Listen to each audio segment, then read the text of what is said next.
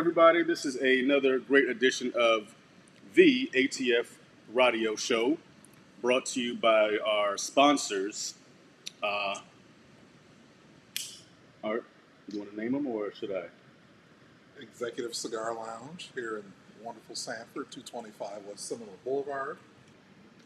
I'm here with the cigar snob himself, Sheriff Horse Steve, to his right, and to my left, we have a very special guest, Greg from the Rum and Nerdy podcast. If you haven't checked that out yet, check out Rum and Nerdy. Greg, welcome. Hey, thanks, guys. I appreciate it. Thanks for having me on. Of course. You know, we've been trying to set this up for a minute. Yeah. So glad that you were able to make It's like trying to get laid as a freshman in high school. It's hard as fuck. Yeah, we talked a lot about this. Just, Literally. Just like in high school. We talked all about this. I'm like, yeah, one day. Yeah, one day. Yeah, we'll get it. When you're a junior. in college.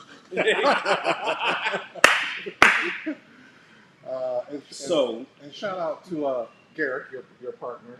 Yeah. Rum and Nerdy. Garrett is not with us today, but that's all right. We hope he's having a wonderful Saturday. But it is another beautiful day in the neighborhood, as they say. And one of the things that I wanted to talk to you about is one of your more recent podcasts had to do with the death of the film director Ivan Reitman. Yeah, you listen to that? And I didn't realize all the movies that he had done. I remember him doing Twins, but I didn't realize he was responsible for Meatballs and Stripes and the first Ghostbusters and Space Jam. And unfortunately, he was part of the most recent Space Jam too, which completely sucked. But we'll give him a pass on that. Can't nail it every time. You can't. It's impossible. One of the things that I also read was that he was working on a sequel to Twins called Triplets. And that was supposed to start this year. And you see who the third twin was? No. Who was it? Eddie Murphy. So it was Oh, no way. That'd have been So awesome. it was going to be Eddie Murphy, Danny DeVito, and Arnold Schwarzenegger. Yeah. That would have been crazy. Yeah. That would have been crazy. Yeah. I wonder if if somebody will eventually get that off the ground, because that kind of star power. Yeah, they'd sell some tickets. They would. Yeah. Could you imagine what the budget would be? You know what? I don't know, because a lot of those guys, I think it's kind of getting to the point where a lot of those guys, they have all the money that they need, right? So Even DeVito. yeah, every one of them, like they don't need the cash. So there's a certain amount of their pride that says, yeah, you know what, we've got to do this thing, and it's going to be good. Yeah. But part of it's just like, hey, let's do something crazy off the freaking wall. It's Especially fun. the way the whole movie industry right now has been really, really crazy because of the pandemic, where people don't necessarily want to go to the theater. Yeah, Netflix and Amazon Prime have just kind of been taken over. And they're paying good money for these features to go in. So, in honor of Rum and Nerdy. Yeah, the añejo. I have not had this specific. I've had Havana Club, but I've not had this one. So I'll show you guys again what we're doing here today. All right. A little fancy. Yeah. Very fancy. Very, very fancy. It's a nice thing. Microphone's trying to fall over. Yeah, it happens. It's sorry. Only the finest screw up. Only the fun screw up. So normally our second segment's always called the refill, where we try a rum. We try and hit a different rum every single episode. Garrick is usually the one who's known. And we joke around. He's like Foley's the shit out of that. But you really want to hear that boom of the cork and the glug glug glug of the pour. Yeah. Every once in a while, he's like of the unscrewing the lid. But he nails that right in the microphone. Exactly how to get that sound just right. It's the money shot. Yeah. Since when? Yeah, it just knows that. Oh. So anybody that listens to Rum and Nerdy, it's like right off the bat, I'll talk about the nose. Nice and smooth. This one, you can smell the barrel. Completely, you smell the barrel. Nice oak. Look at the smile on the cigar snob's face. Yeah. You get that tobacco. You can smell the tobacco in that. It's just. And It's then, a good thing I wore boxer briefs today. Supporting each other. Cheers. Oh yeah. Salud. Roast. Man, that's nice. So it's really crazy because Caribbean or specific. This is a Cuban, Cuban rum. And a lot of people don't realize. We make fun of Bacardi a lot as a generality. Like Bacardi is like what you clean cuts and surgical equipment As with. you should, yes. It's a topical anesthetic. Now, however, the Bacardi family has a line called Facundo. The Facundo line, they have 5 different ones under the Facundo line, and they're going to be some of the best rums you ever have. In general, Bacardi, though, as a style, is actually, a lot of people don't realize this because they're known as being a Puerto Rican rum, is a Cuban rum. Sure is. It is a Cuban recipe that was, during They everything that happened back. got driven out. Yeah, they got driven out. They went to Puerto Rico, and they really kind of dug in there. But the style and that flavor profile of the rum is a Cuban style of rum. And this one absolutely hits that mark of a good traditional style Caribbean rum. Absolutely fantastic. And Facundo, by the way, is available at Total Wine. Well, Yeah. I want to say it's there's the Paradiso and the Exquisito are the 2 high ones. They've got a Neo that is the Blanco, which is really, I mean, it's one of the best mojitos you're going to have. But the Paradiso is going to be, when you drink that, it almost drinks like a mixed cocktail. It is perfect, neat. If you chill the bottle just a little bit, you guys, I know you largely drink whiskeys, right? I drink everything. Whiskey is drink bourbons, but I'm Caribbean, so I drink rum. Yeah. If I'm not on the show and I'm at home, that's usually what I'm drinking is rum. So I usually drink El Dorado 15 or 21. El Dorado is one of my favorite sippings. That's where I'm from. That's Guyana. Yeah.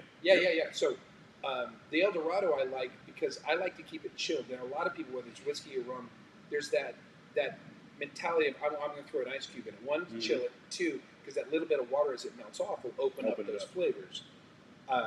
El Dorado is one of the ones that I like the flavor the way it is, but I do like it a little cold. So it's one of the few that I'll chill before I drink it. Yeah. But I will sip it neat, straight, with just a slight refrigeration, just to keep it a little, just slightly lower than room temperature. But I love that Guyanese rum. They nail it. I think Guyanese, Nicaragua is the Flor de Caña is a way underrated. Oh, absolutely. Flor de Caña is so underrated.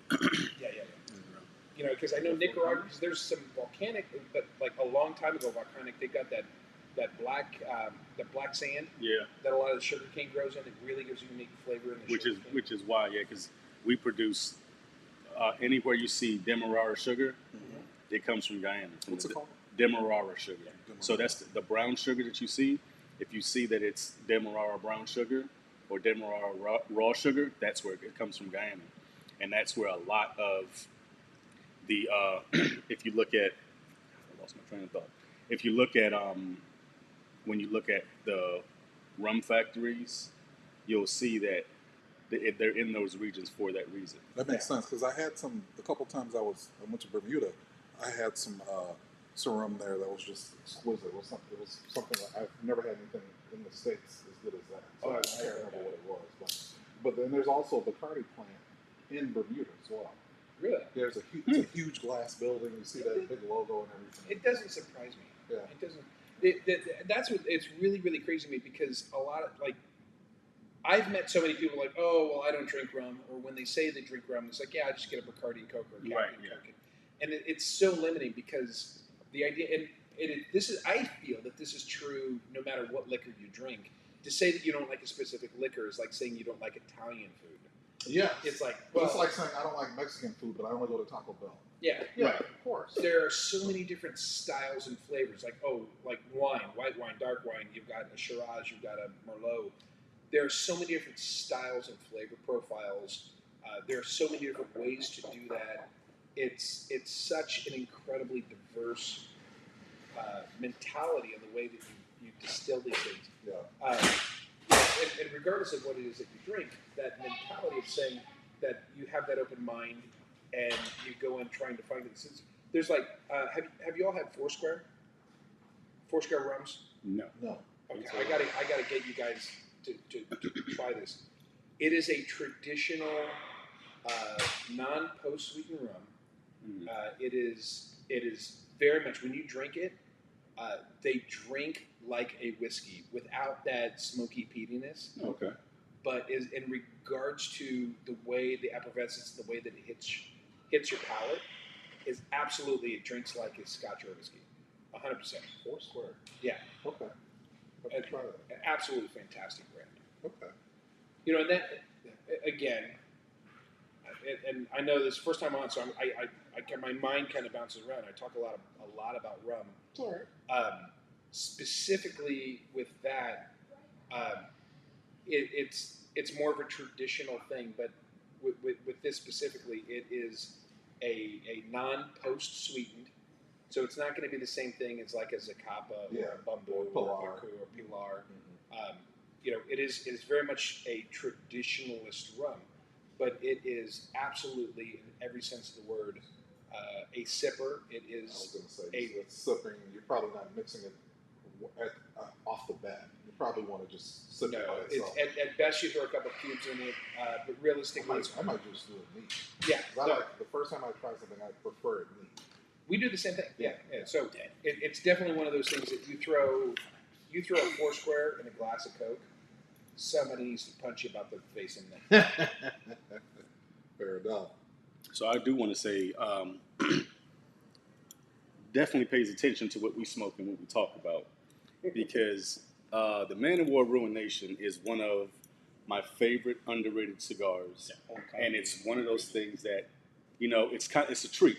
It's not, and it's not an expensive It's like cigar. Christmas over here. Yeah, honestly, and it's not an expensive cigar. Honestly, it's not. It's an under $10 cigar that you can find every day online. Actually, you know, it's harder to find it in cigar shops, but it's one of those ones where I always that and Diesel. There's some Diesels that I just love, like the Diesel Uncut. Yep. But the Man of War Ruination it's a poor man's Padron if you think about it. Yeah. It really is. The flavor profile, the strength of it all, the only thing it isn't is the overall appearance, you know, because you don't have that box press cigar.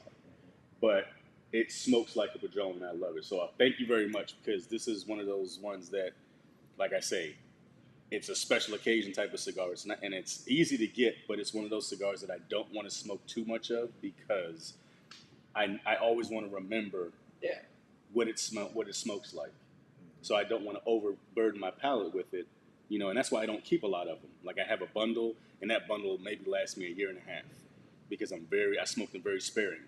So I think that's a really good comparison, because, you know, and you guys know this. I work in the entertainment industry, right? So for me, that idea, whether it is for myself, whether it's a cigar experience, an alcohol experience, an entertainment experience, it's about that visceral reaction. When you experience this event, what does it evoke in your memory? And it brings back very real things about memories in your life. You know, and you had given me a cigar as well, and I apologize. I don't recognize that this is. I'm wearing the wrong glasses. It's the Master Blend series. Yeah. Okay. So the idea of, you know, as simple as it is, this cigar with this rum will be ingrained in my brain as an experience that I have right now. Yep. So these smells, these things on my palate, these experiences will always kind of evoke this memory, sharing this with you. And I think there's so many things about life, whether it is alcohol, cigars, you know, there are so many subconscious things that tie into your palate that people don't really appreciate or recognize, whether it's food or anything else, that bring back memories. And those are the things in life that we connect to. So as an entertainment professional, that is a very targeted thing that we look at in life. Like, how do we create something that invokes a response? Yeah. So I appreciate. I'm new into cigars, just in the last couple of years, but really heavily in the last year. So combining that cigar culture in with alcohol and the camaraderie, gentlemen hanging out, is such a big deal. It is. It is. It really is. And it's one of the things that I appreciate not only about having the opportunity to do this podcast, but no, the gentleman to my right, Stephen has, keeps both of them keep logs of the cigars that they smoke and that they like and so forth, flavor profiles and everything else. Cigar Snob is a blender himself. He has his own line of cigars, Triple H. So so I smoked cigars off and on when I was in Chicago before I moved here, only because there weren't many places in Chicago to smoke, because it was, backroom clubs and outside of the Monte Cristo Lounge and Highland Reeves and in the Mansion, a couple of other places. Chicago as a city did not promote cigar smoking. So coming down here, having the experience of being able to be exposed to a lot of different cigars, more than I was exposed to before, has created those visceral memories and those experiences. So the pairing and where I was the first time, he gave me an Illusion, for example. So all those things they stayed with me and they trigger things, and they also trigger other experiences. There are times where he used to have to talk me off the ledge because I was pissed off about something or someone, and so having the right drink and the right cigar in the right ear from either Cigar Snob or Chair 4 Steve has also helped me as well. So there's and I tell people all the time, my first introduction to cigars was during the time my mom was ill with cancer. A friend of mine took me out for a drink and he said, "You ever had a cigar before?" And I'm like, "No." Had no interest, and he gave me a Arturo Fuente. It was my very first cigar, and I just remember enjoying it, and it just giving me a calm and a peace, and it's what I associate cigars with from then on. So first response right off the bat, and this is kind of a household family thing. Anytime we hear the word cancer, the first thing's out of our whole household, fuck cancer. It's the first thing. So fuck cancer. Fuck cancer, indeed.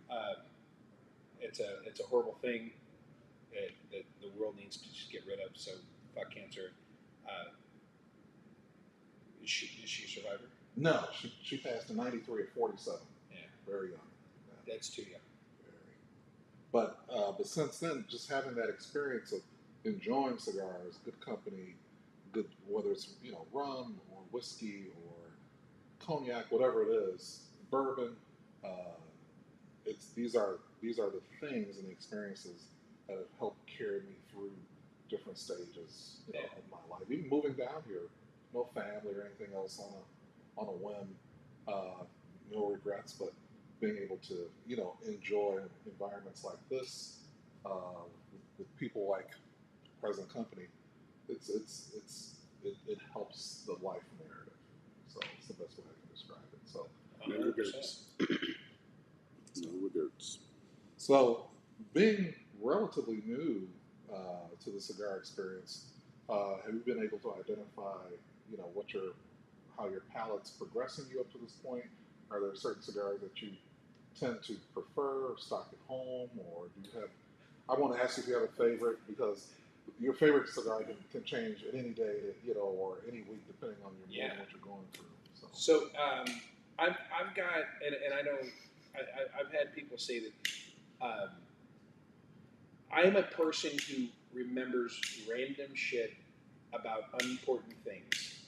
Like I will the story of Leonidas from the 300, the pass at Thermopylae and this and all of those things I'll remember. I suck at names, like random things, like people's first names. I'm terrible at. You and me both. Yeah, and it's a problem because like being in the industry, what I do in my world, I meet literally dozens and dozens of people weekly, and then I go to another professional mixer, and people are like, "Hey, you remember me? I'm Sam from this." Like, cool, yeah, sure, totally remember you. Yeah. And it's a horrible thing. So I found that when it comes to things like cigars, it's another one where I have a hard time like going, "Oh yeah, there's this one that stuck out." Mm-hmm. That said, I know I like Grey Cliff.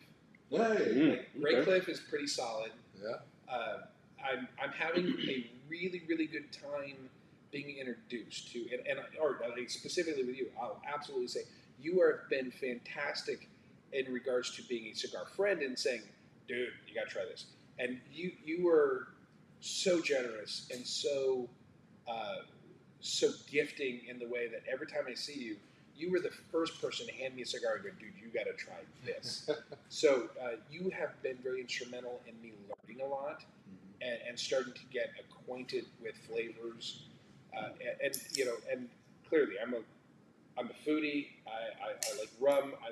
I like things to be in a manner that are very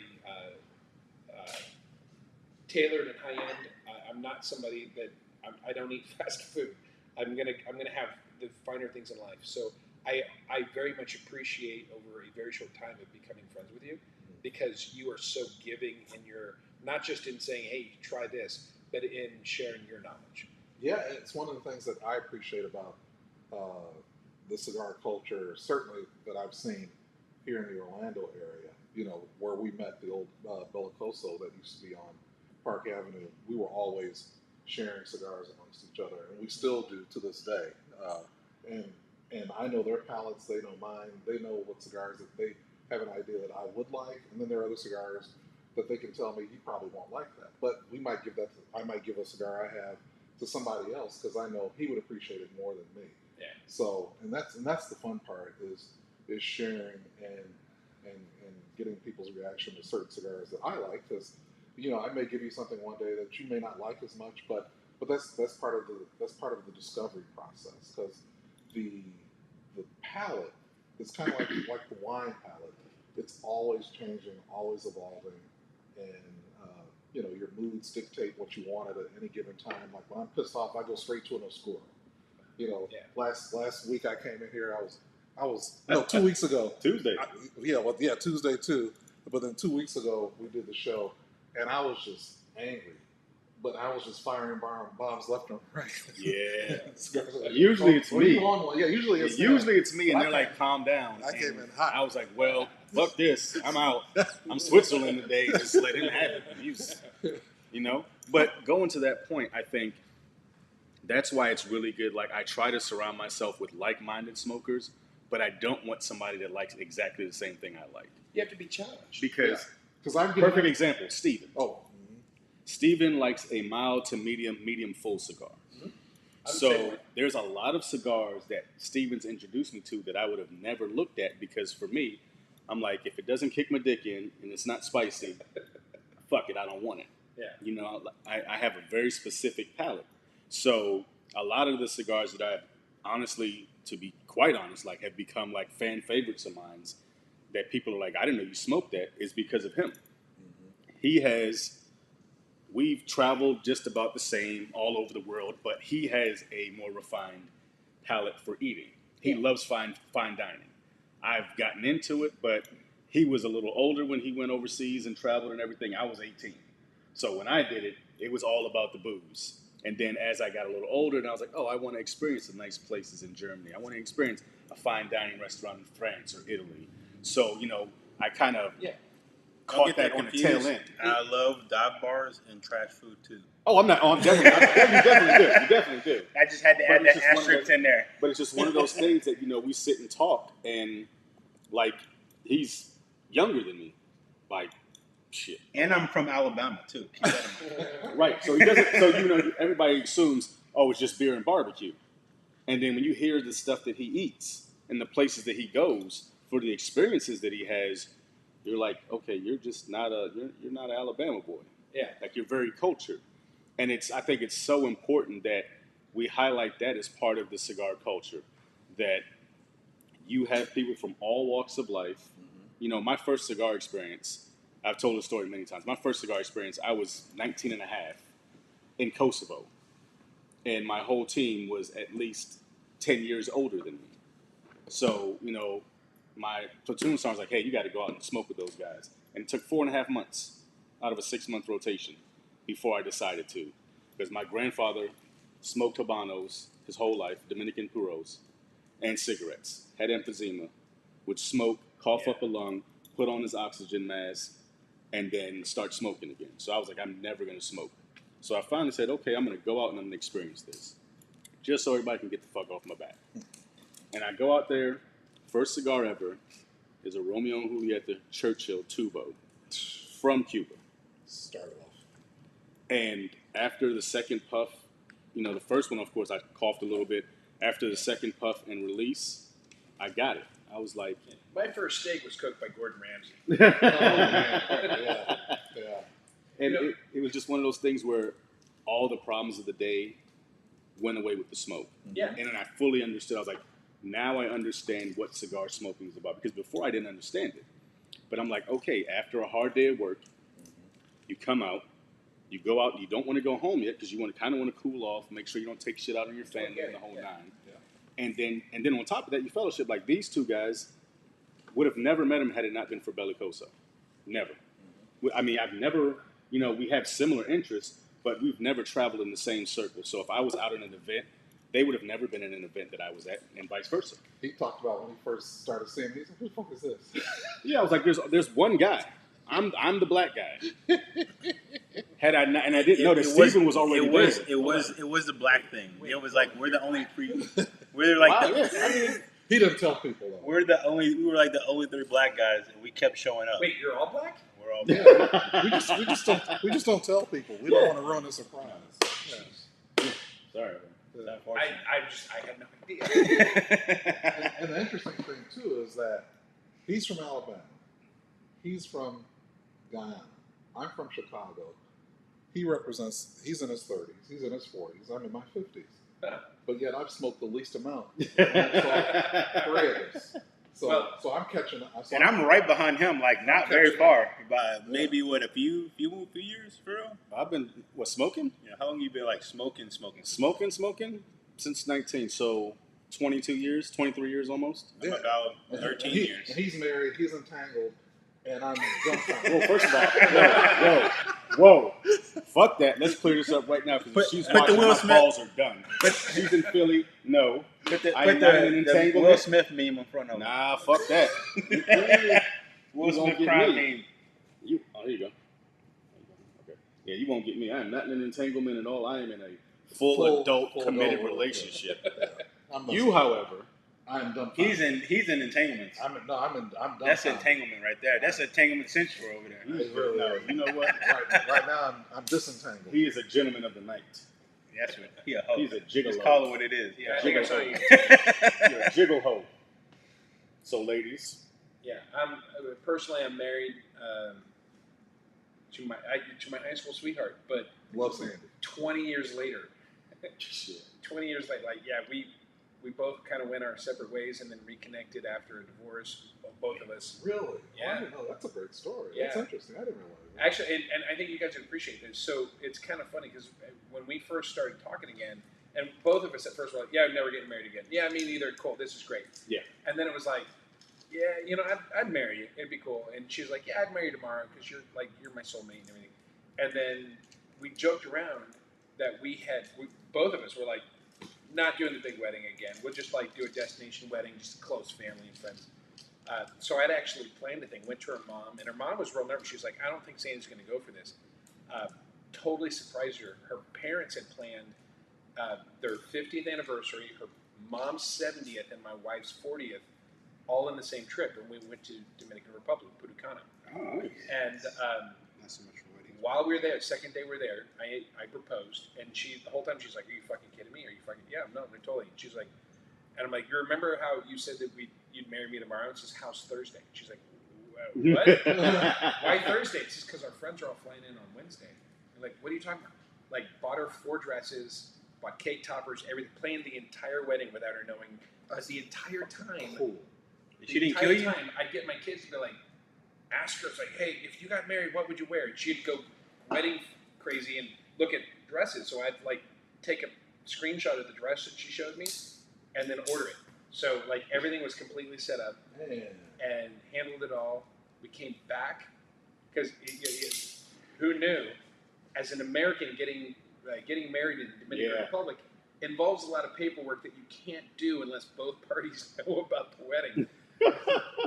So came back, had a wedding at the house for all the our friends and family that couldn't go, and then ultimately the legal date was done at the courthouse. But we count our DR wedding As your actual anniversary. Yeah. It's awesome. That is That is But awesome. it was a cool story. It was unique, and it was perfect for us. And the shoe legacy continues because daughter Layla is a sneakerhead like I am. Yeah. Oh, nice. Yeah. She was asking about that this morning. Uh-huh. Yeah. Yeah. So, She was out on the boat with us. We went up the St. John River this Okay. morning at 8:30, and she's like, "Yeah, I was like, there's these shoes that I want." And I was like, "But I'd never buy them because they're so expensive. I'd never buy them. I wouldn't ask you to buy them." No, Throwing I would hints. never do that. But I would like them But- if you bought But them. I'll text you the shoes because this is what. Yeah, I'm totally text you. Here it is on Go. Go ahead and throw the credit card on there. yep. Go stock Matter of X. fact, just use my phone so I can save your credit card. Yeah. info. By the way, Dad, I totally love you. You're the best dad. And she was very specific when we were talking shoes a couple of weeks ago. She mentioned some Were you wearing Jordan some? Jordan ones, but in brown, Oh, which is very, yeah. Oh, I've seen very, those. very unique color. I've seen those. and I They're and I nice. found it. She's so because you were wearing like orange. I think you were wearing those shoes in a different color. I was, yeah. And she was like, those, yeah. She's I like, "Those." I don't know this art guy, but he's, He's got some shoes. yeah. I'm going to call him art because his shoes are art. Anybody got a torch? Oh, absolutely. Don't hand me the gun. There you go. Oh. What the hell is this? Take It's a vibrator and a Oh, butt look at plug. And a Bluetooth speaker. This is an appliance. If that is a butt plug, Jesus Christ. You don't even go poo. You just go in there and drop. I was going to say, I thought I was thick, but if y'all think this is a butt plug, I It's You're like- going to have a long night in your hands. Yeah, Yeah. somebody can handle It's that. gonna That's get like real throwing a greasy. loaf of bread down the hallway. It's a Zycar. It's a Zycar too. Yeah, I'm He's looking trying at to this- figure out. He's like wrapping his hand around. He's like, "How big?" No, this thing's like, yeah, my fingers don't touch either. So Yeah. it's like, Yeah. yeah, but whatever. Yeah. That thing. They call that no dingle bears. So Oh man. So in terms of we talk about cigars a little bit. So in terms of rums, what do you keep? What do you keep at home? Do you have a daily So or a semi-daily or an hourly? it's like asking a movie buff what his favorite movie is, and he can't tell you one. It depends on the application of it, but I have a favorite movie. But that is how you know. See, that is how you know you are a true cigar smoker, not someone who smokes It's cigars. such a Yeah, big yeah. difference. Because someone who smokes cigars can definitely tell you. They can narrow it down to one cigar. Like the whole question of, oh, what's your favorite cigar? If you could only smoke one cigar for the rest of your life.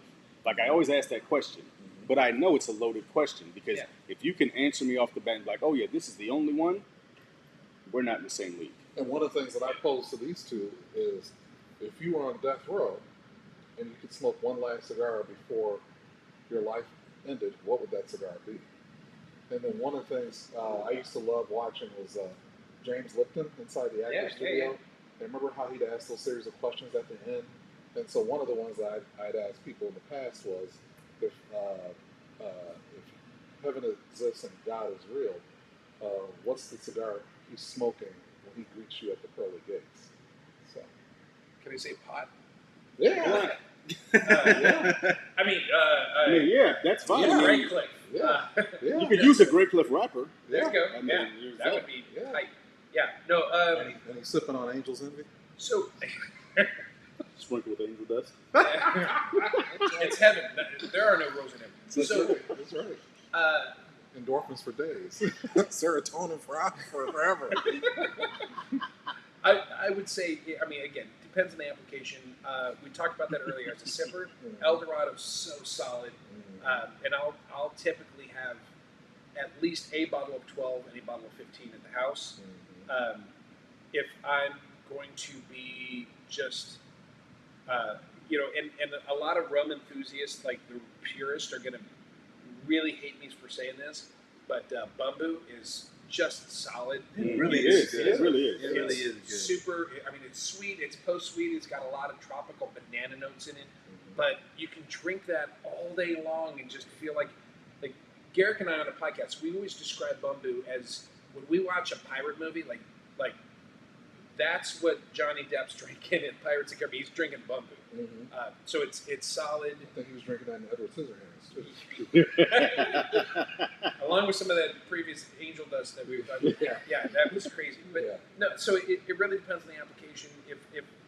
If I'm going to drink, if I'm just going to drink like quantity and I'm going to drink a rum and coke kind of thing, there's actually a less expensive rum called Rana Buelu, which you can get like for a $7.50, you can get for like $13, $14 from ABC. And it's it a I need to get Rana that. Buelu. Rana Buelu.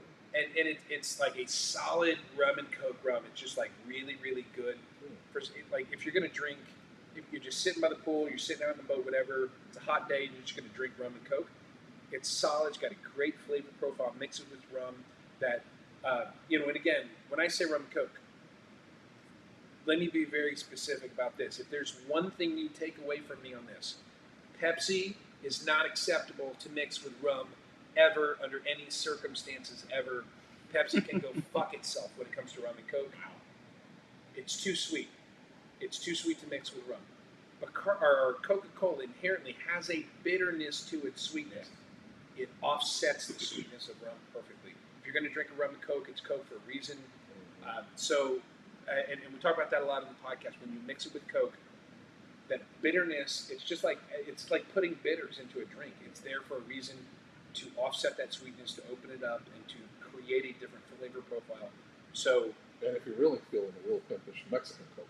Yeah, that's what I was going to ask. Quick question: is it Mexican Coke or regular? absolutely, I would do, like, personally, Whatever comes wrapped up a properly. couple years ago, I was diagnosed as diabetic. I've kind of mostly beaten that, but I kind of go Coke Zero Sugar. Because I it's still got that little bitterness flavor to it. The sweetness is not the same. If I'm going high quality, I'll do Mexican Coke all day long with the actual sugar cane every day. Now, what do you think about ginger ale?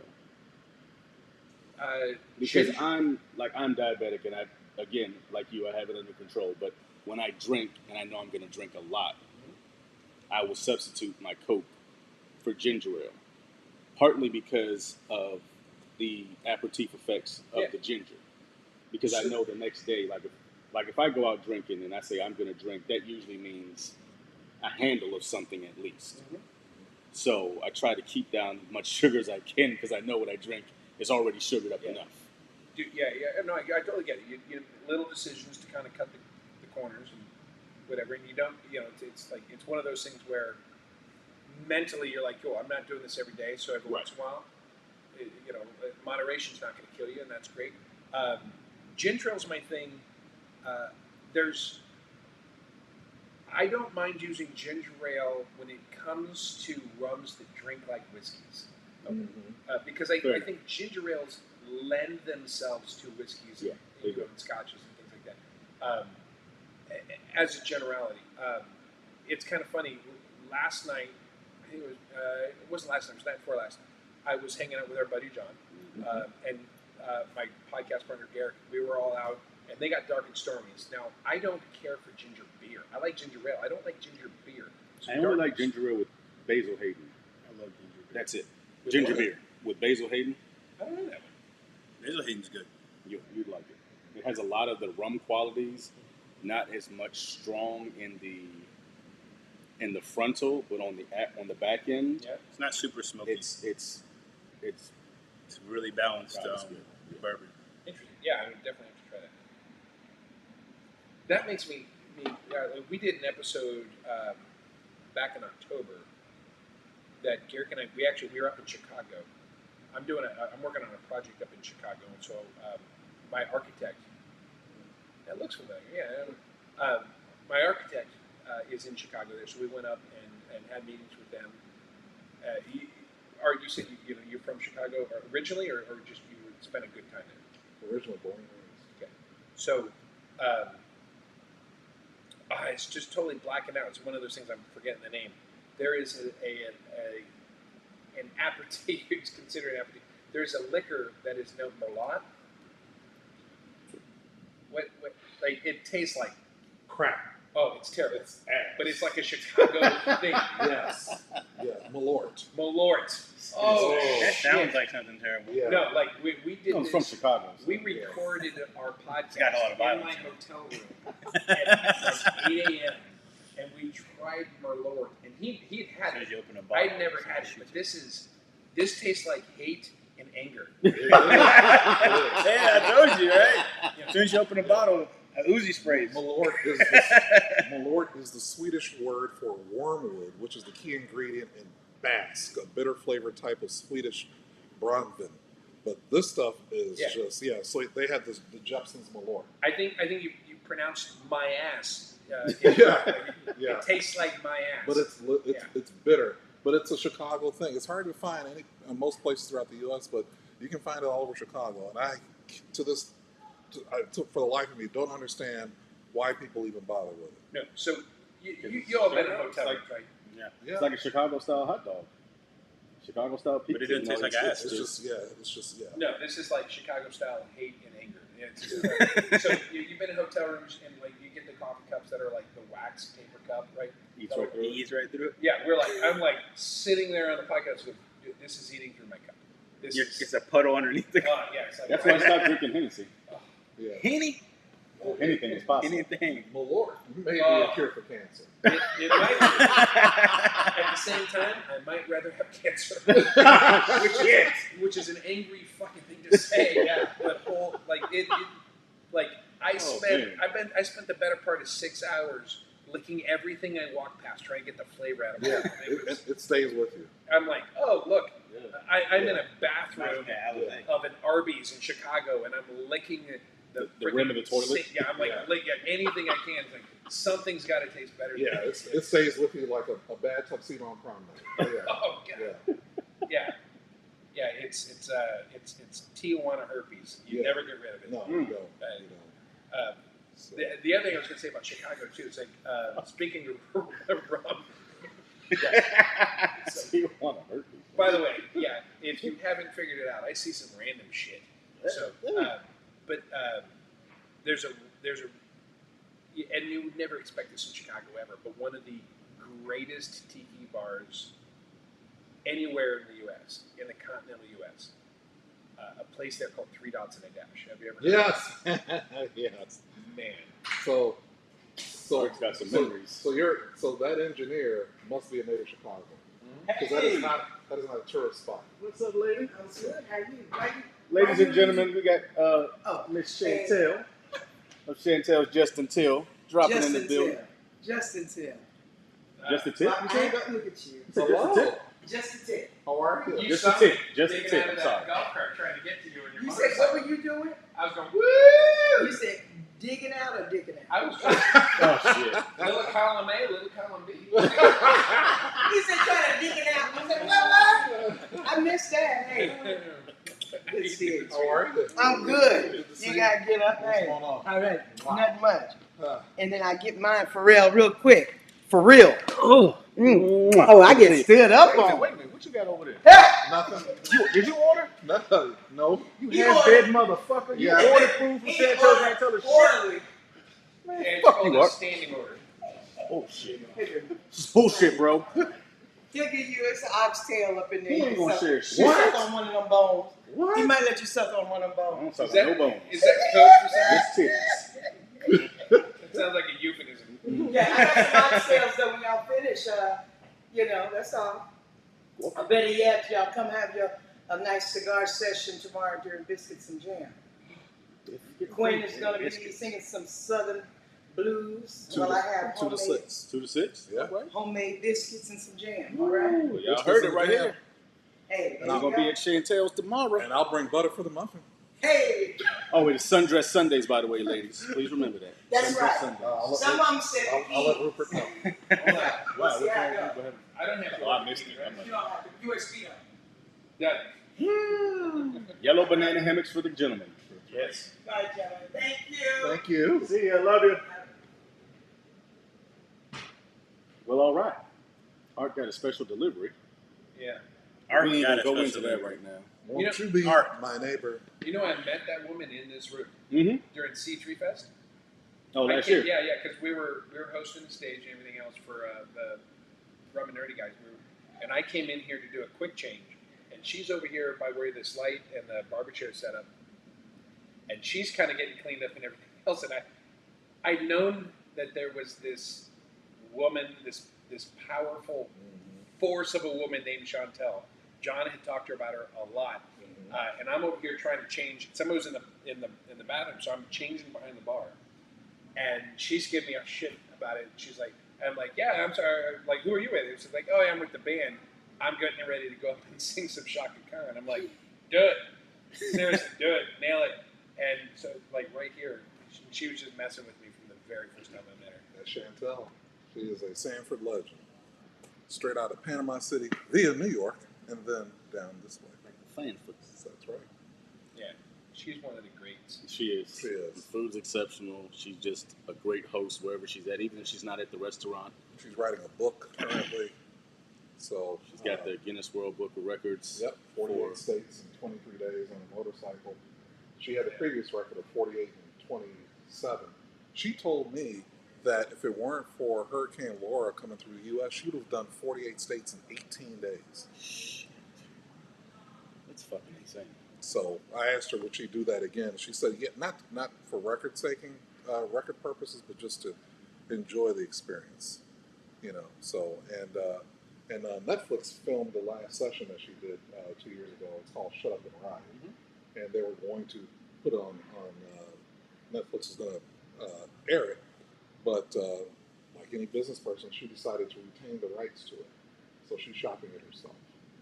So she has all the footage. That's the way you do it. So, you know, a lot of people in Hollywood, as a generality, it's like it's really easy to get that easy. I sold my thing, and oh man, I'm gonna, you know, when you own a property and you own it forever, Yeah. you never take that away. Yeah, Yep. that's why you see artists are constantly fighting for back catalogs and everything. I see Snoop Music finally industry is finally like bought perfect All all his example of masters that. just to get him. well, he bought Death now Row he just owns to get Gillian it. Smith, bro. And then I'll never forget a quote by the late great Prince. He said, you know, either you own your masters or the master owns you.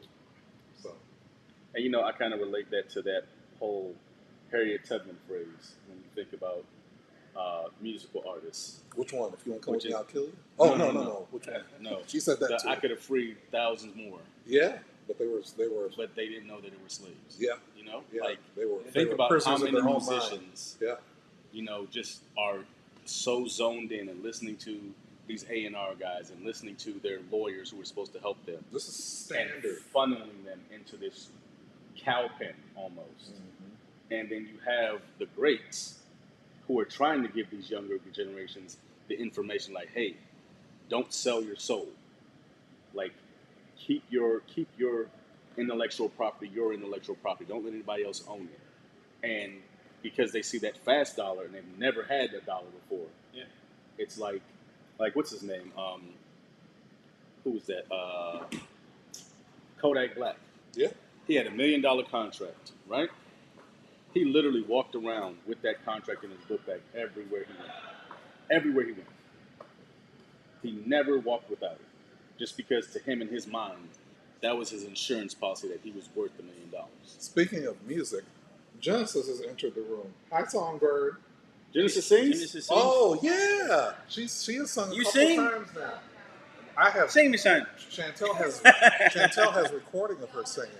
There's a recording of her singing? Yes. Oh, there's Lord, two I gotta hear recordings. this. There is. I gotta hear this. Oh, yeah, we're going to play that. We're going to use that as our intro music. Yeah. So a lot of people don't know this, but at least in regards to my son, Genesis is his girlfriend. She was our waitress on his 18th birthday. Oh, We had- okay. Actually, we Oh, celebrated that's right. in this room. Yeah. No, Art was here. You didn't make it. I weren't here I for did. that. I take it these came from John. They did. Mm-hmm. But I don't think he knew Steven was back here, so I'm gonna grab another one for you. Thank you.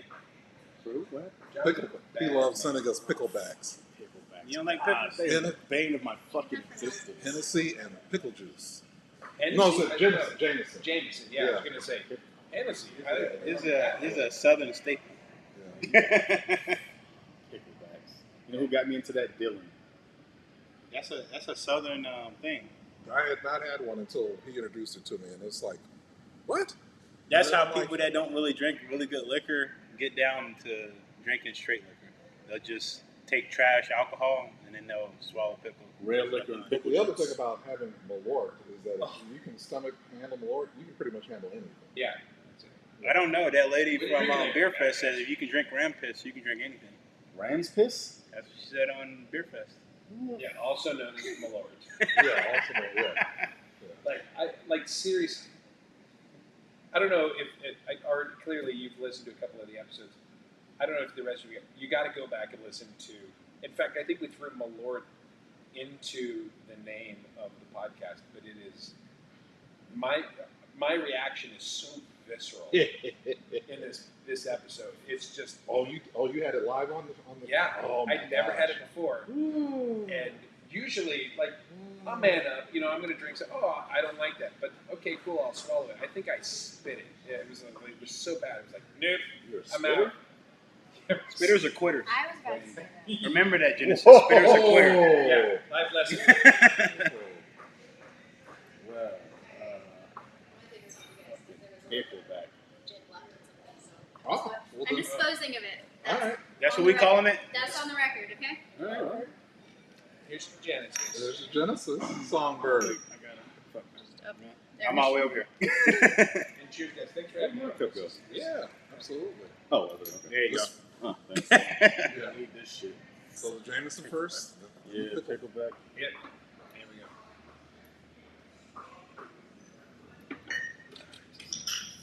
Fuck!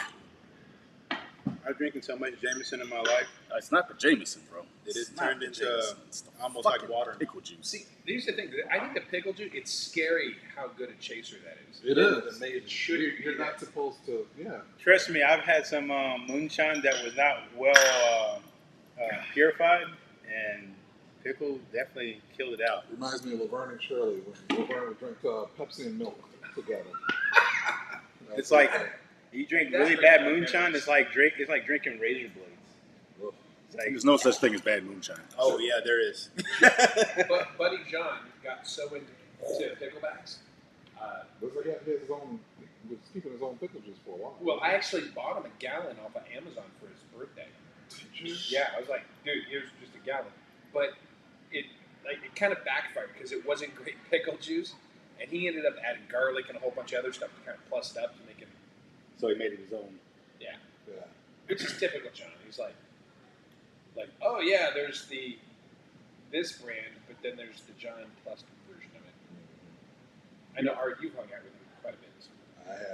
I have. You can't. Well, I will tell you from one of my old friends I learned, and he was a younger cigar smoker too, but his dad was really into Scotch, and he wasn't a Scotch guy. So how he got into Scotch was he would buy the cheap $20 Scotch, and the Brita water filters that you put the water in and you put it in the fridge.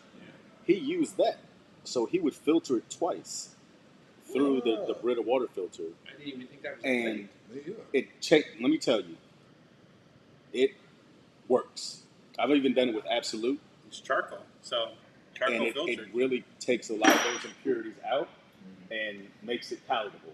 So if you're on a budget and you're a rum or whiskey or Scotch guy, and you can't afford the finest things in life yet, which we've all been there when you're younger, but you're getting into something that's a passion. That's the cheap way to make your inexpensive liquor And just a little pure. And just think, that whole process originally came out of Africa because that's what Nearest Green used to make his whiskey in Tennessee, filtering it through charcoal maple. Yep. So it's called the Lincoln County process. Mhm. Also, It's remember, what- if you, it's what Jack Daniels do. He is the first distiller on record in the United States. Yeah. But when he was in his 28, he met Jackson Daniel, who was about 8 at the time, and he taught him how to distill. So if you catch a cramp, drink pickle juice too. Just keep that in mind. yeah. See, in here I thought I was a good father because I taught my kids what classic rock was. No, you are good if you taught them what classic rock is. Yeah. And there was a moment a couple years ago. I took my kids to see Queen with Adam Lambert and whatever, and I remember when he was touring with Yeah, and so Great job. we were there. We were in lower bowl, front row and lower bowl, right up against the railing, near where the mixed position was. And I look over at my kids, and they're singing along, and I'm like, wait, You've done a good job. my kids know You've done well. classic rock music. You've done well. If they can sing those songs, then I did my job. Yes, you have done well. Because let's be honest, most modern music sucks. Agreed. You know, if you got a singer that takes a team of 17, 18 songwriters Yeah. and like 15 engineers to like, no. And using auto-tune. And you know, regardless of what music that you listen to, you know, you go back 2-3 decades where it's like, oh yeah, who wrote that song? Well, the person group. singing it wrote that song. Yes. You know, it's like, well, who played that music? They did. The person, Yeah. the band played that music. Yeah. It's like, I don't care what you listen to. I don't care what kind of music, what style. I think that's something that's been lost in popular music. When you got an artist that is not an engineered, manufactured brand, Mm-hmm. it's like that's somebody that created that. That's somebody that's raw talent. You Which know, is and- why I like, especially guitarists who sing, oh, and they yeah, make their own loops, and they do it. They sit there and they make that beat right there in front of you. They loop it, and then they go on and they perform the song. I think that's one of the most under-acknowledged talents of guitar players is that they'll sit there yeah. and they will make a beat right on the spot, Yeah. record it, loop it, and then they will just perform right there, and it's just raw talent. That's So- why I appreciated artists like Robert Johnson and B.B. King and Miles Davis Yeah, and yeah, yeah. Wes Montgomery and just Well, going and down like the line. I love old jazz bands like Jacques Pastorius. I don't know if you know Yeah, Jacques. Oh, fucking yeah. love Jacques. Yeah, Victor Wooten. yeah. Oh, Yeah. some of the like these guys give me chills. I listen to the music, bullshit. But again, regardless of whatever you listen to, like one of the greatest things I think any, especially modern musician, has ever said. Dave Grohl once said, somebody asked him about something or other about like American Idol and these, and he goes, "The worst thing that's ever happened to music in the history of music is we've now created a society and a world where they like you have to go onto a TV show and sing, and have 3 people say you're good." Right. You know, and for his generation, for his music, it was like, no, like it was him and a bunch of his friends that were playing for love of music, and they got in a garage and they played and they sucked, and then they went and played their friend's party and they sucked, and then they went and they played at a bar and they sucked, and then one day they're Nirvana. Yeah. Yep. And it's like that mentality of like, no, you suck until you don't. Yeah. Or you suck until you realize that there's an audience Yeah. for what you're creating. And, If you look at and Motown, and then look at Motown in the 50s and 60s. Absolutely. I mean, you think about those guys who literally went on that Iron Lung tour Yeah. oh, to yeah. all those little scat bars and dive bars and Yeah. things like that, The Chitlin and Circle. honed their craft Yeah. to the point where when they came back from that 10, 12 state tour, they came back and they got back in the studio and they now were a complete sound. Yeah. And then they made a report. That's the perfect example. Yeah. Perfect example of that is Robert Johnson. Yeah. He was a terrible blues singer, Yeah. and he practiced so hard and he got so good. People thought he sold his soul to the devil Yeah. to be a great blues Listen, singer. rumors of him being and- playing graveyards. and- And then to your point about Dave Grohl, he did it a second time with the Foo Fighters. Yeah. Oh my God! Yeah. Don't even get me started on Foo Fighters. Yeah. And the whole thing about Foo Fighters when he created it is like there was no band. He played their first album. He did He everything. did everything. And he recorded it because he never thought he was going to, after Nirvana, He never He thought never thought he reached that Never that thought pinnacle he yet. would Never ever thought he get was there. no, he did because he loved music and he was passionate and he went in and recorded it and then he went out and built a band around this sound because somebody was like, no, we really want to like get back this. on tour. And it's crazy because as a drummer, he's legit, really, really good. And you go back and you look at his inspiration of like Ringo and all these other like all these amazing drummers, and then he put that aside and became not just a guitarist but a vocalist, Yeah. and he created this thing. So you mentioned Motown. That like the whole thing of Motown is like Motown. If you equate it to today, would be breathtaking and amazing. But Motown at the time, That was normal. but it wasn't because for the Motown. area. Motown should have never ever succeeded, based on the era that it was when it happened, because Motown were a bunch of people of color that own their own shit and distribute their own shit. And for any stretch of the imagination, for when Motown was Motown and they were killing it, nobody respected them. And yet they still went out and did. You got stuff like Two Gun Mickey going out and collecting the money that was owed to them. Because, why? Because, he stood up for them. Nobody wanted to pay them because they're like, no, we don't have to. He went in and he gangstered that shit. He was like, no, you're going to pay us. And since then, Motown has never had a problem getting their money from the No, That is for sure. So, And, and like- another great example of that was the story that Jimmy Jam and Terry Lewis talked about working with Prince. They were working on a Friday on one song, the song 1999. They finished it by 3 in the morning, and Prince said, all right, I'm going to work on this some more. We'll reconvene on Monday. When they reconvened on Monday, he had the entire 1999 album done. And he's like, wait a minute, I thought you were just working on one song. And He he's got like, one "No, I song just and did he the whole moved thing." into another song. All they did was To another just song. layer some additional tracks, overdubs on it. Yeah. And That was it. he did an entire 2-disc album by himself On a weekend. on a weekend. Yeah. It's sick. You It's sick. You don't have those kind of artists anymore, or very few left. You've got a Stevie Wonder. Well, you've got. So here's the No, thing: you've got them. you've You've got- got them, but they've come into this place where they're baby.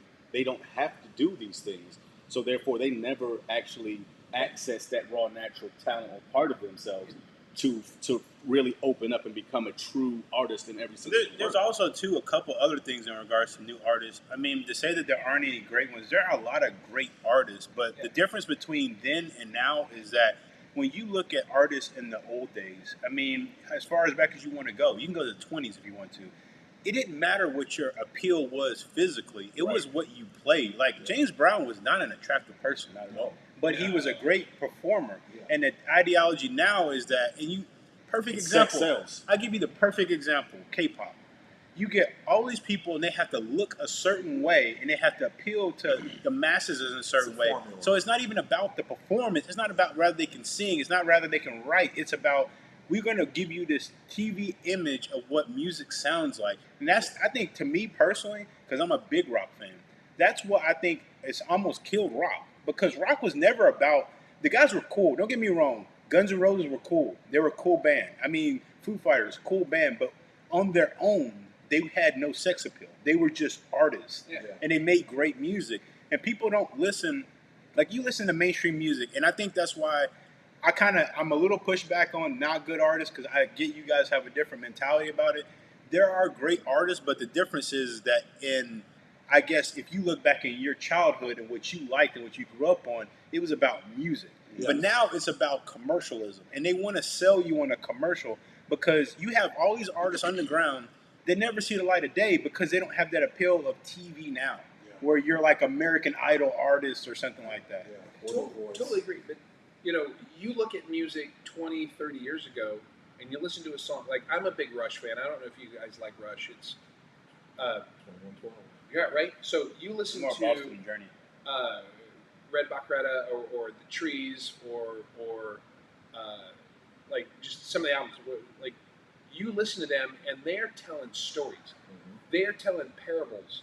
They are the modern, quote unquote, modern day parable. Yeah, they're telling these stories. They're teaching these lessons, And then these days it's all about like, hey, I'm going to write this thing and it's a hook, and it's like, and again, I don't want to disparage her because she's an unbelievable singer, but you a hoe, you a stupid hoe, like that's not a fucking song.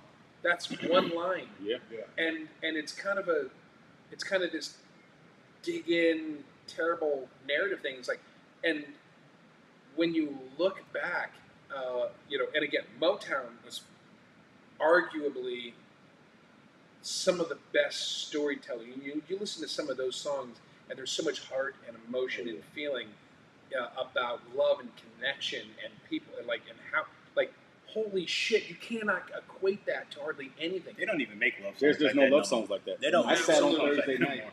and I turned on the Delphonics Greatest Hits. Oh man. Yeah. We're talking about Before love. before the actual playlist finished, I had smoked 3 cigars. I had finished a bottle of whiskey, and there was still music.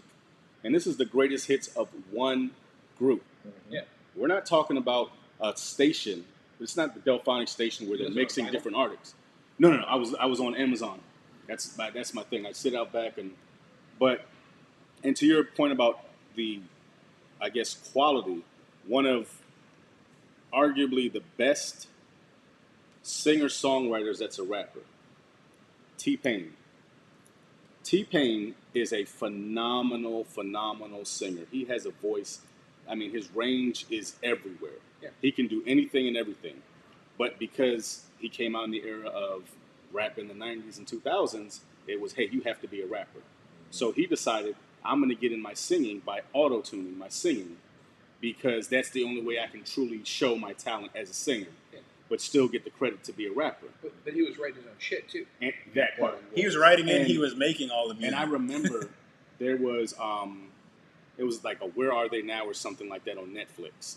And he said he was on a plane and Usher was one of his biggest influences. He got up to go to the bathroom and Usher walks up to him on the plane and said, "You have single-handedly ruined R&B and hip-hop." I remember that.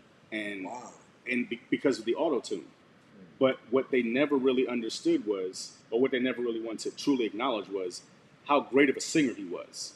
And that he was better, he had better range than a lot of these guys who were out in the 90s and 2000s who could only sing in one octave, who could only do one type of love song or one type of R&B style. Yeah. And he could touch everything. And because he was pigeonholed into, no, you have to be a rapper, he said, okay, well, I'll show you how I rap then. And then he turned the rap into almost a sing-song type of thing with auto-tunes and was blackballed. That's kind of the 2000s, though. The And it was 2000s sad. as a time frame. It was horrible for rap. It It's was horrible. sad for really most music because I think that's It when was you start so seeing that commercialized. commercialism It was- coming in. and they called it bubblegum rap because it was just it was 'Cause cheesy. you got to remember Yeah. that's the pop and boy band era. That all that music was really very. Don't get me wrong, I grew up in it, so there's artists I have natural sympathy for. But as music, it kind of took away the meaningfulness of the music itself, and that's when you start seeing rock to die off. It started dying off in the 2000s a lot. Well, and it came back because I'm a child of the '90s, and when you say boy bands, it's like the NSYNC kids. Yeah. A couple of those guys I worked with at Universal back in the day, like Joey Fatone worked at the Beetlejuice show, and a lot of people don't realize that. Like Joey Fatone's younger brother and I worked at Universal for several years, Steve, and so I've known those guys for years, and looking at that, kind of putting it aside, you had mentioned earlier Guns N' Roses. Like for years and years and years, I hate, because I play guitar. I'm terrible at guitar, and I hated Guns N' Roses because there was this mentality of, like They are. you like the what? Okay, cool. So I hated Guns N' Roses because when I was learning to play guitar, I'm like, I have to go buy $1,000 in equipment and effects pedals and this and that to be able to play those songs, and I hated that. And then, not actually, fairly recently, I was watching a documentary that had Jimmy Page and then what's his name from White Stripes? What's it? Jack White. Jack White and Edge from U2, and the three of them got together. There was a documentary about it, and specifically Edge with U2. He's like, no, like that's part of my instrument. All these effects, and he does a lot. Edge does a lot with effects, and his whole point was like, the guitar itself won't make the sound I'm trying to do. It won't play that music. And so whether you're auto tuning or whatever else, it comes down to the root of: are you the artist? Are you the creator? Yeah. And that perspective of that documentary opened my mind up to this understanding of like, yeah, you know what? To get that sound, you need an effect pedal, but that's not a bad thing because an instrument can be bigger than a guitar. An Yeah. instrument can be Jimi Hendrix. Jimi Hendrix is a prime example. Jimmy, a whole other thing. Yeah. But that guy with no effects tools or anything. I Doing always say, that could you just, imagine what he would do with today's oh technology? my and God. equipment? Oh yeah, yeah. But even like stuff like we mentioned earlier, like Jaco, Yeah. like Jaco on bass, like dude, that dude in his kitchen used a butter knife to pull the frets off his bass guitar, so that it could have this sound that he couldn't get, and he completely changed electric jazz bass in that whole genre because he looked at his instrument as an extension of his art and not as this definitive thing that he had to use. That he didn't use the parameters of his instrument to create his music. There was music, there was art in his brain, in his mind, and he did everything he could to get that art out. And Hendrix was like that. And even as much as it took me until very recently to admit it, Guns N' Roses was the same way. All of those guys, they had a sound they wanted to create, and they did everything that they could to create that sound. But they created it, not some pretty face on a video went into Exactly. a studio. These are people, male, female, whatever. They're artists that went in and they just owned it, and they did what they did to get their art out.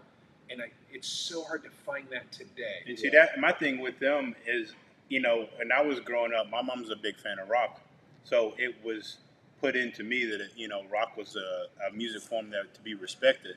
So like when I listen to them, Guns N' Roses or AC/DC, to me, not being an instrument inclined person, just listening to the melodies and the beats in the songs, that's what drew me in because especially AC/DC, it's just that hard edge that you get off of that music. Like, you know, I think me and Fernell and Art have talked about it. You know, that's why I think me and Art are such big music people. I feel music, and I tell my wife all the time. Personally, Spanish music, I don't feel it. I don't understand.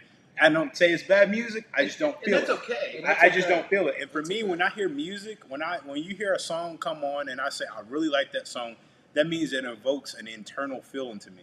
Like I feel something. Like In your when soul. exactly. So like when I listen, like on the way here, I was listening to Deftones. When I hear that deep in the song, I feel the beat and the percussion in that music.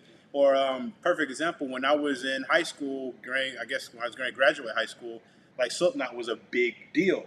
Slipknot and Korn were like big bands, and I remember when Korn was like, you had to be an emo or I want to kill myself kind of guy to listen to it.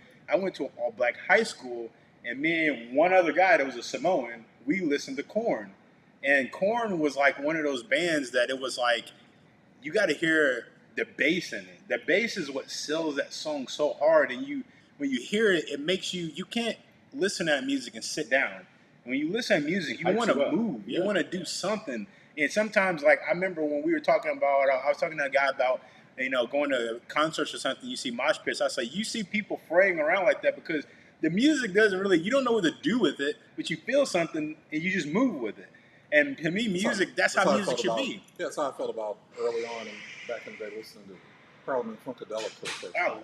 Oh I didn't, man. I didn't Don't get me started. understand it, but I knew I liked it, and I just kept listening to it. So, Cause see, that's my dad's, like that's their thing. Parliament Funkadelics. I remember we used to go to a lot of the HBCU basketball games, and we would be in the car with his cousin, and we'd be listening to Funkadelics. And I remember being a kid listening to this and being like, I don't know what this is, but I like it. yeah, And it was like, you know, like the Mothership. Just hearing that song, I was like, I like this kind of funky, you know. And at the time, I don't even know what funky is, but I know in my mind, I'm thinking this is a Funky funky is ass what you like. beat. Mhm. Like I like the way this sounds. but Bootsy Baby will tell you that And don't even get me started on the Bootsy. funk is off the one. Everybody's on the one, but he's off the one. That's what James Brown taught him. Yeah, baby, Well, that's Bootzilla for you. and that's the thing. It's like you got ACDC, and as an adult, I got really heavily into the Beatles, and it's it's the same thing. We were talking about Prince earlier. We were talking about ACDC. It's like Prince. Prince was somebody that I came to appreciate way too late in the game. You know, and the dude played like 27 instruments himself. Yeah. And and then you go and look at like all the people that he produced and discovered. It's like you look at AC/DC, as you mentioned. Who sounds like AC/DC? Nobody. Nobody. That's what I like. That's one thing about artists that I appreciate is that when I hear, You know, even you could take it to hip hop. I mean, Pharrell. When Pharrell makes a beat, I remember when I was in high school, Singular. me and my friend, he's a engineer now, and he makes music or whatever. And I remember we used to sit in the hallway joking all the time, like, man, that's like he was talking about how he wanted to make music, and I'd be like, man, it's just great how when you hear a producer, you hear their sound, and you don't even have to know they made it, but you know they made it because you can hear it in the sound of the music. As soon as that bass line drops, or when it first comes on, you know, even specifically, like, you know, like Rick James. Anytime Rick James touched something, you knew it was Rick. Like you can, like Tina Marie. You didn't have to know they were even together. Just everything about Tina Marie's music sound like Rick James. Are you allowed to say Rick James's name without saying bitch? I'm Rick James, bitch. Enjoy yourself. Non sequitur, but I mean, I think you gotta say I the word bitch. love But- Rick James. Fuck your cow. But that's just like, and my dad introduced me to the Beatles, but he also introduced me to probably one of my biggest influences in music, and that's Bob James. Bob James, I mean, just the musicality, not even the words per se, but the musicality of his music. Just That's how I feel about Frank Zappa. you can't just Yeah. you can't help yourself but to get into a zone and completely just getting like things that get enthralled into the music. You're listening to that bass, you're listening to the trumpet, you're listening to you hear every single instrument That's on me its and Miles own. Davis. Even Miles though- Davis and Charlie Parker. That's Yeah, how I feel it's about like Miles, too. everything is intertwined and it's perfectly mixed, perfectly mastered, and it's there. But every instrument you experience on a level like it's played on its own, like there's nothing else playing in the background, like it's just that instrument. And that type of music, it speaks to you, and it grabs you in a way that makes you want to just get up. And Bob James, his music is not dancing music. It's really not. It to me, for me, I'm speaking for myself, but it's thought-provoking music. Yeah. It's that type of music that you read a news article And- or you're reading a book, and then you hear his music, and then it opens you up more. And all art, regardless of medium, all art should do that. Mm-hmm. Yeah. And I'm art. And you do that. You like make me question things. I mean, I went to see Alvin Ailey's Dancers for the first time Yeah. on Tuesday. What an experience. And, all my girls, they all are in ballet, tap, jazz, modern, acro, tumbling, the whole nine. And I'm there as the dance dad with the t-shirt on and yelling and screaming in the audience because it's my kid. Yeah.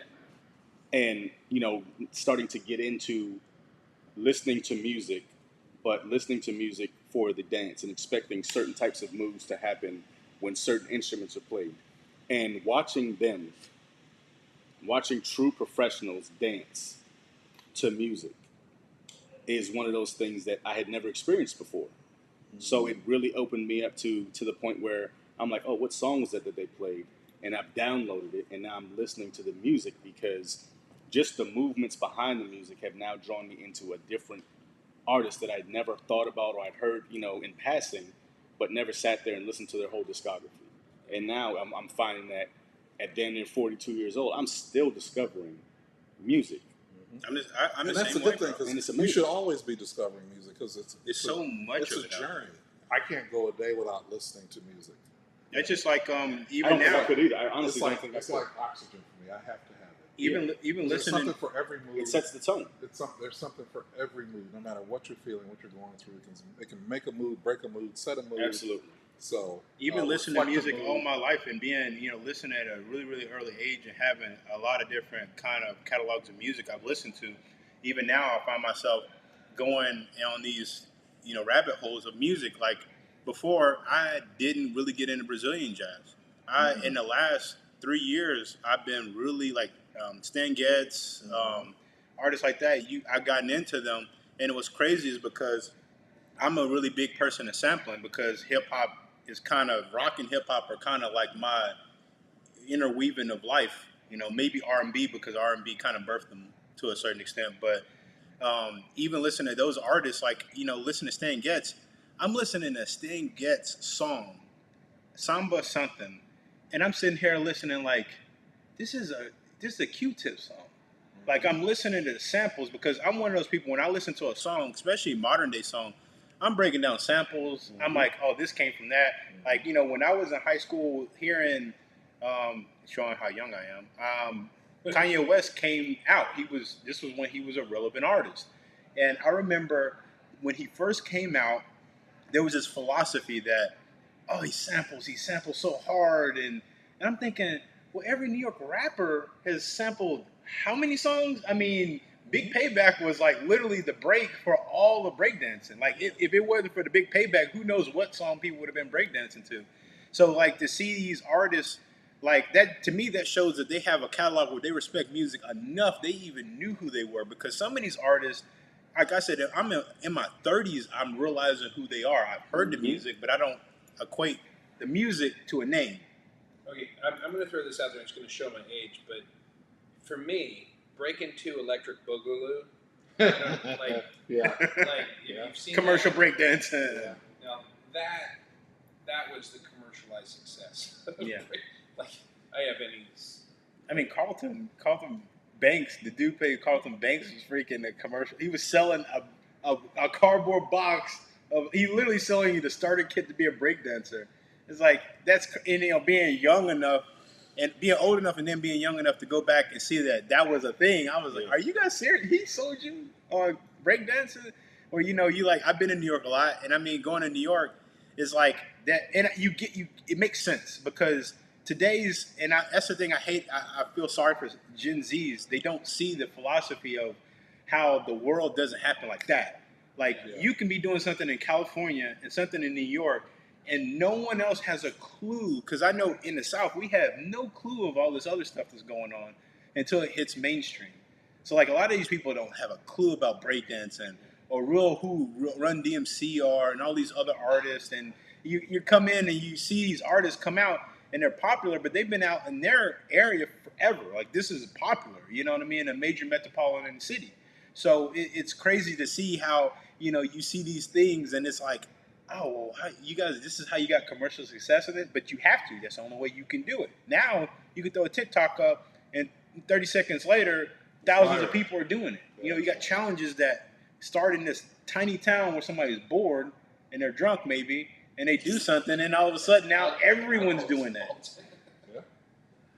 So with that, we're going to close another edition, February 26, 2022 of ATF Radio. Thanks again to my co-host, the Cigar Snob, Chairforce Steve, Greg from the Rum and Nerdy podcast. And on a more somber note, it was 10 years ago today that Trayvon Martin was taken from us. He would have been 27 today. So, but everybody have a great weekend, and we will see you in the month of March. So Beach weather. thank you, Cigar Savage, for that. And we are always going to Drink well, smoke well, and always aim Center mass. Thank you, guys. Have a great weekend. Enjoy the weather if you're in sunny Florida. If not, freeze your ass off. I don't give a shit.